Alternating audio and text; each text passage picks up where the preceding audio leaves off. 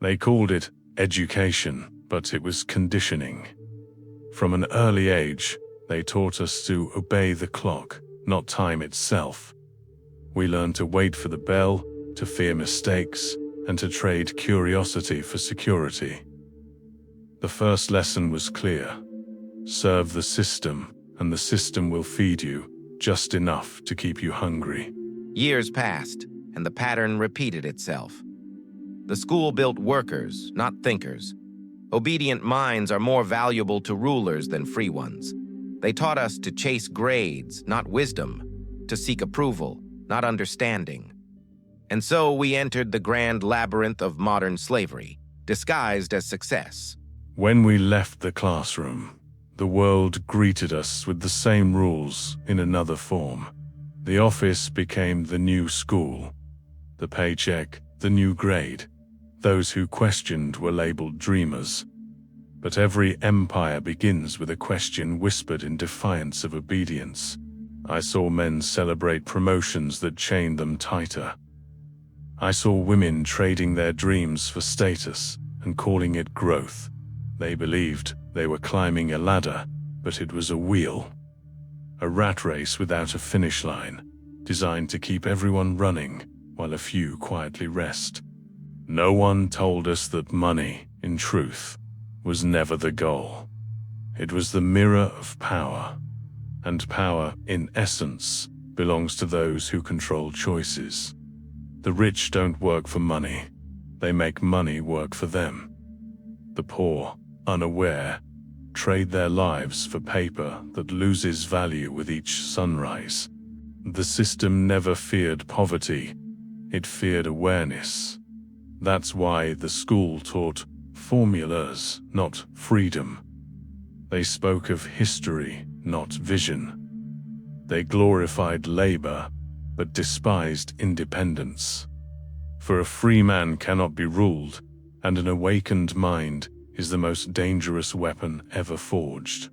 In the shadows of the market, the few who understood this truth began to act differently. They didn't chase income, they built systems.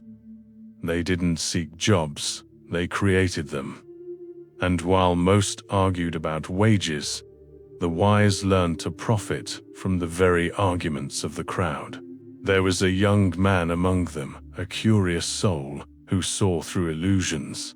He asked why some men rested while others exhausted themselves. He studied not what was taught, but what was hidden. And there he discovered the forbidden art of freedom, the ability to think for himself. Guided by his hunger for truth, he sought out mentors, not teachers. They spoke of leverage, ownership, and control. He learned that time is the only real currency, and wasting it on things that don't compound is the greatest poverty. From that moment, his rebellion silently began. He understood that true wealth wasn't in possessions, but in perception. The poor see the price of things, the rich their value. The poor work for stability, the wise for options. And when he realized this, the cage no longer frightened him. For a man who sees the bars can already plan his escape. He began trading habits instead of hours. He studied markets, behavior, and the psychology of debt. Every day, he learned something the school had ignored: how money moves, and why most people never learn to move with it. The secret wasn't luck. It was understanding the rules of the invisible game. His friends mocked him for dreaming too high. But he smiled, knowing that mockery is the first sign of awakening. Every empire is built on ridicule before respect. He understood what few dared to see. Mediocrity is the safest prison ever built, guarded by the comfort of the crowd. With time, the young man discovered the silent law of value. Those who serve many control their destiny. He learned that wealth flows toward usefulness.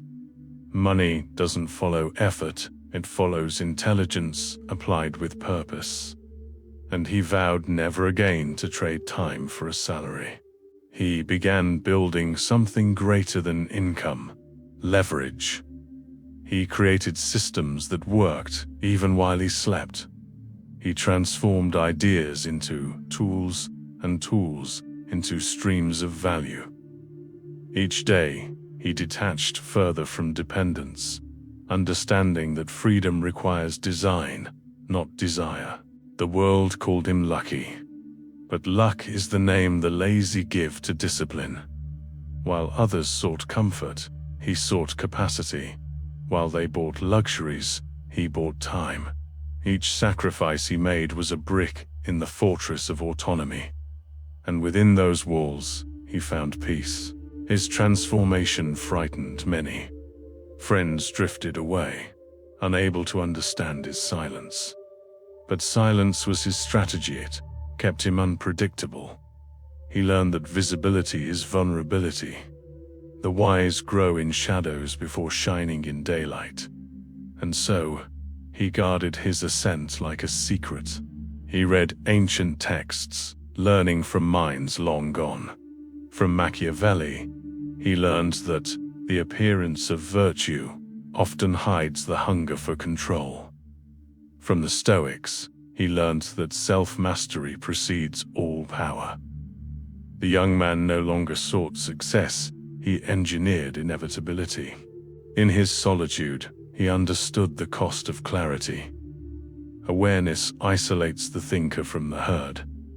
But solitude is the forge of kings. There, he learned that freedom is not given. It is taken through knowledge. The school taught obedience. He chose sovereignty. The war was no longer external.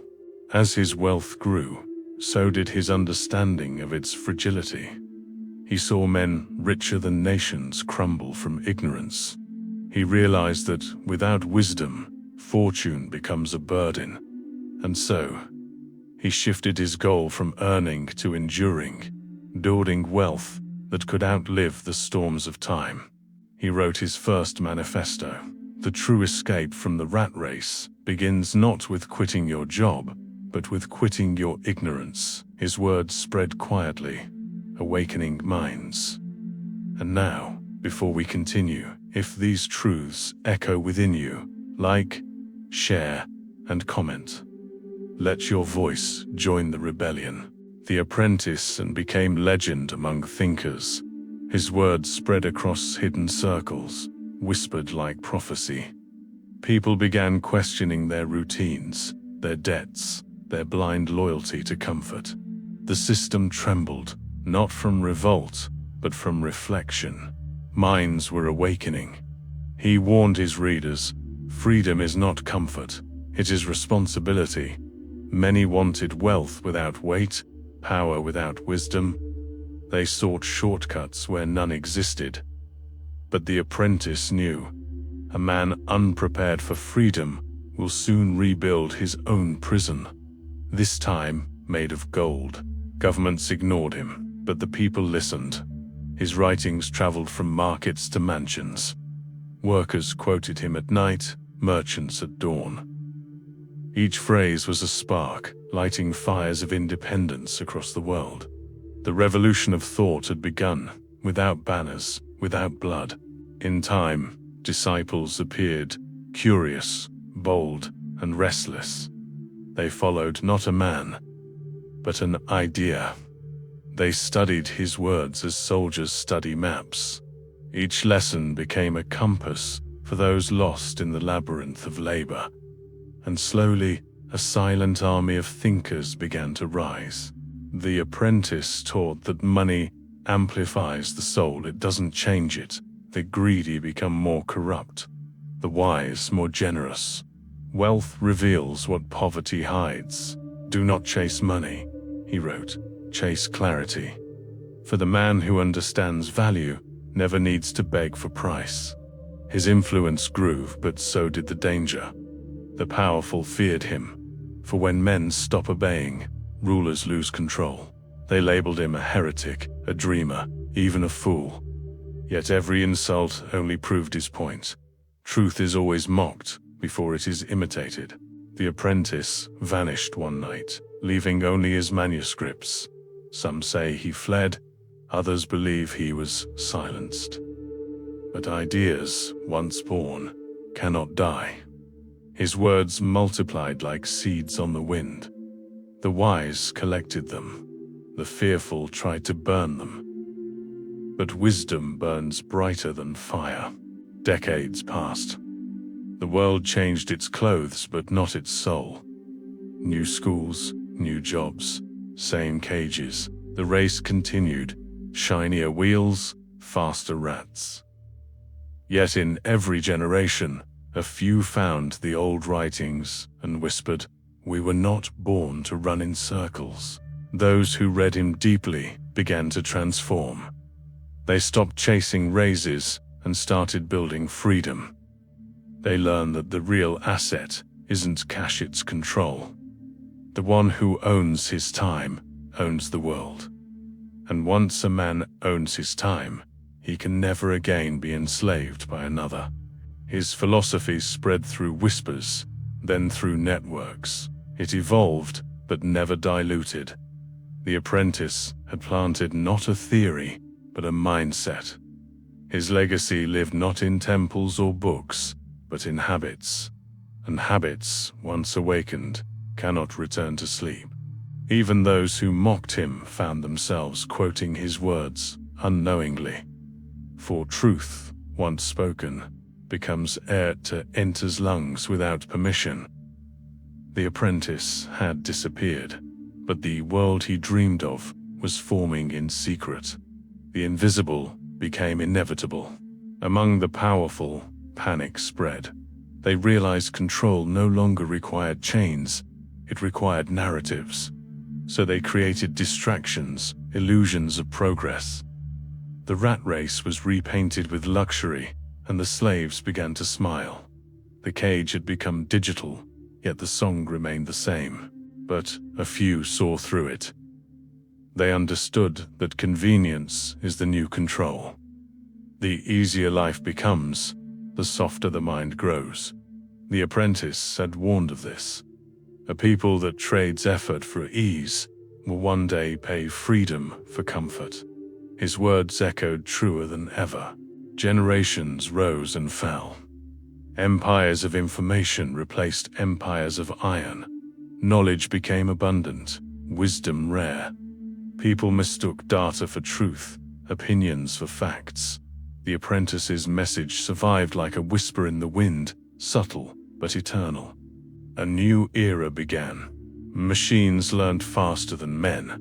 Yet the oldest questions remained. Who owns the system? Who profits from your routine? The apprentice's philosophy returned, now cloaked in code. The battlefield was no longer land, it was attention. And in that war, most surrendered willingly. They scrolled instead of thinking, reacted instead of reflecting. The rat race had evolved faster, shinier, and more addictive. But the apprentice's ghost smiled, knowing that awareness is still the ultimate rebellion. He had once said, "To escape, you must first see." And those who saw began to unplug. They simplified, diversified, automated, and reclaimed time. What once was rebellion became renaissance. The silent minority learned to thrive by doing less, but meaning more. Across the digital landscape, small empires emerged, not of territory, but of thought. People began monetizing wisdom instead of labor. The apprentice's teachings breathed new life into creators, thinkers, and strategists who realized the mind is the last untaxed kingdom. Freedom now had a new form, remote, scalable, intentional.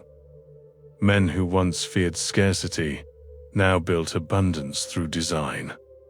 The apprentice's dream was alive again, evolving with each new generation that refused to sell time for security. The old fire burned with new code, but the system was watching. It always watches. Each revolution births a countermeasure. Algorithms replaced teachers. Dopamine replaced discipline. Yet the spirit of the apprentice persisted. For every cage they built, 1,000 minds quietly found the key. The apprentice's ideas had become immortal, scattered across digital scrolls and whispered in encrypted rooms. He had taught that wealth is not money, but mastery over time, thought, and desire. His students no longer sought fortune from systems. They built systems from understanding. As the world spiraled into convenience, the wise turned toward creation. They learned that true riches were born from solving pain, not pursuing pleasure. The apprentice's legacy transformed into a movement, a quiet empire, of thinkers designing wealth that no market crash could steal. Meanwhile, the masses remained hypnotized by numbers on screens. They mistook activity for progress, engagement for achievement. The apprentice had foreseen this illusion. When men worship speed, they lose direction, and indeed, many raced faster toward emptiness. The rulers of the new age wore different crown, status, influence, control. Yet, beneath their power, they feared the same truth. Knowledge cannot be governed. Once a man learns how money truly moves, no authority can enslave his will. Education was the new revolution. His disciples began teaching others, not through classrooms, but through consequence. They lived differently, investing instead of spending, thinking long instead of loud. Their quiet prosperity provoked curiosity. People started asking not how they lived, but why. A new consciousness began to form. Men and women awoke from financial hypnosis. They no longer sought paychecks, they sought principles. They measured success not in possessions, but in control. The world was still spinning, but some had stepped off the wheel. From this awareness, communities formed digital academies of freedom. They shared lessons once buried in dusty libraries: compound interest, assets flow, leverage, sovereignty. The apprentice's voice lived in every course, every mentor, every creator who taught others to own themselves. The school system still marched on, blind and outdated. It produced workers for a world that no longer existed. Meanwhile, the awakened built empires from laptops and vision. The irony was poetic. The educated served, while the self-taught ruled. In boardrooms and break rooms, whispers grew louder. The question spread: if money is limitless, why are we not? Fear was the answer. Fear of risk, failure, ridicule. Yet, as the apprentice once said, the cage is built not by iron, but by comfort. And many began testing their wings. The revolution was invisible. No flags, no wars, only choices. Millions quietly redirecting their lives, one investment, one idea, one refusal at a time. Power began to shift, slowly but surely, from institutions to individuals. History was repeating itself, but smarter. Among the awakened emerged leaders, not by status but by clarity. They spoke of ownership, autonomy, and time as sacred resources. Their words reached millions disillusioned by modern slavery. The apprentice's ghosts smiled. The torch had been passed. The new philosophers did not wear robes, they wore purpose. They blended wisdom with wealth, virtue with velocity. For them, money was not the goal, but the amplifier. The more they earned, the more impact they built. Wealth had found morality again. Still, temptation lingered. Some corrupted the message, chasing greed disguised as freedom. They forgot that true independence demands discipline. As the apprentice wrote, "Power without principle is simply another form of poverty." The market punished arrogance swiftly, but those who stayed true continued to rise. They treated money as energy flowing, compounding, serving. They invested in knowledge, people, and systems.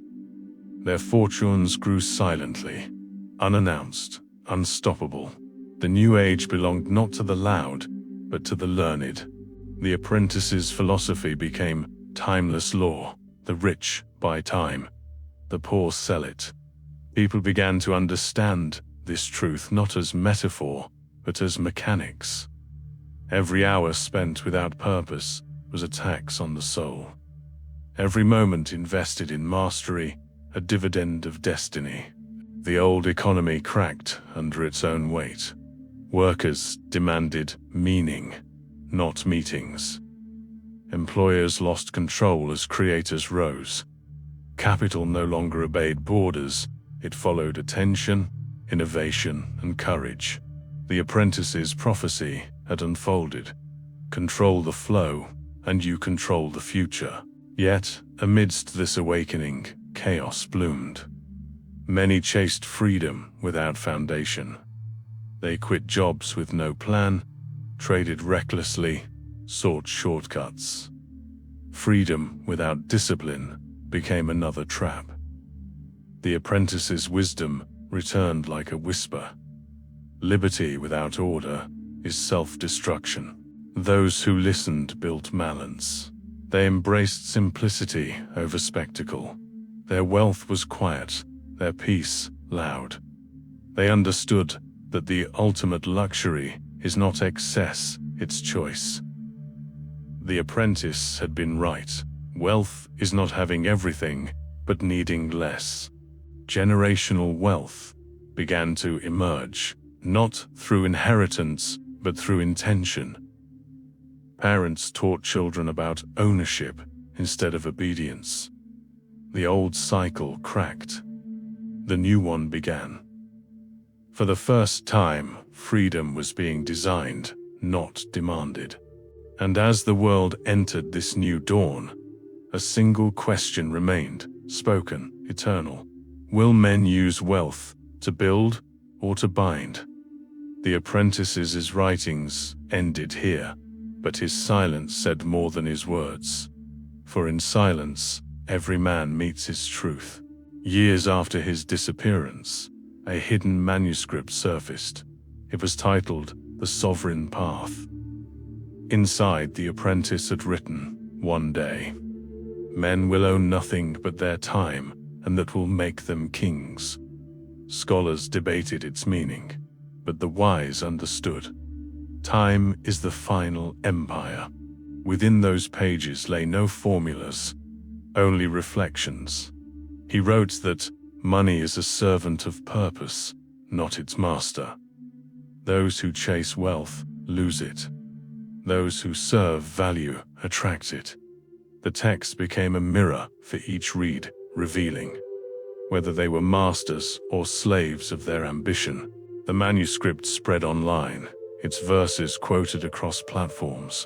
Some mocked it as fantasy, others treated it as gospel. But for those who truly read, it was revelation. It reminded them that the modern cage is invisible, and its key lies in attention, focus, and ownership. Entrepreneurs, philosophers, and misfits gathered around its wisdom. They realized that wealth is no longer material, it is mental. Freedom had become an equation of discipline and creativity.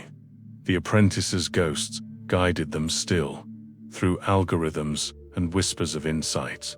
They began redefining success, no longer measured by possessions, but by peace. They built lives with intention, replacing greed with growth. Each decision became an act of rebellion against the culture of consumption. The apprentice's rebellion had matured into renaissance. But with freedom came responsibility. The wise warned, when everyone has a voice, silence becomes power. The apprentice's followers learnt restraint, patience, and strategy. They knew the greatest wealth was not what could be seen, but what could not be taken. As economies shifted, the few who embraced this philosophy rose above crisis. They owned assets, not anxieties. While markets trembled, their foundations held firm. The apprentice had been right all along. Knowledge is the only currency immune to inflation.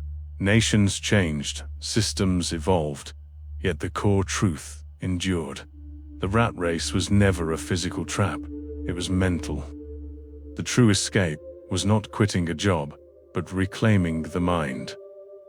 The apprentice's final words echoed like prophecy. He who masters himself masters all economies. In the centuries that followed, the apprentice's legend became myth. But every myth hides memory. His teachings lived on, disguised in books, videos, and voices of modern thinkers. Every generation rediscovered him under a new name, proving that truth never dies, it reincarnates. And so his story ends where yours begins. The rat race still roars, but now you know its path. Escape is not running away, it is rising above. As Machiavelli once wrote, "Fortune favors the bold. The apprentice lives in those who act." The question is no longer who he was, but who you will become.